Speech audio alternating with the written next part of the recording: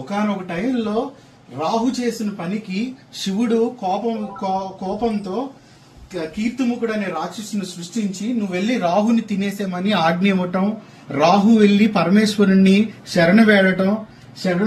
వేడగానే పరమేశ్వరుడు రాహుని నువ్వేం చెయ్యొద్దు తినొద్దని ఆజ్ఞాపించడం. మరి కీర్తిముఖుడు నేను ఈ రోజే పుట్టాను కదా స్వామి, నాకు ఆకలిగా ఉంది, నా ఆకలి ఎలా తీరుతుందంటే నిన్ను నువ్వే తినేసేయని పరమేశ్వరుడు ఆజ్ఞాపించగానే వెనక ముందు ఆలోచించకుండా ఆయన శరీరాన్ని మొత్తాన్ని తినేసిన తర్వాత ఒక తలకే మాత్రమే మిగిలింది. వెంటనే శివుడు ప్రసన్నుడయ్యి నీ యొక్క భక్తికి మెచ్చి ఎక్కడైతే నీ విగ్రహం ఉంటుందో ఆ ఇంటి ఇల్లు అవ్వచ్చు,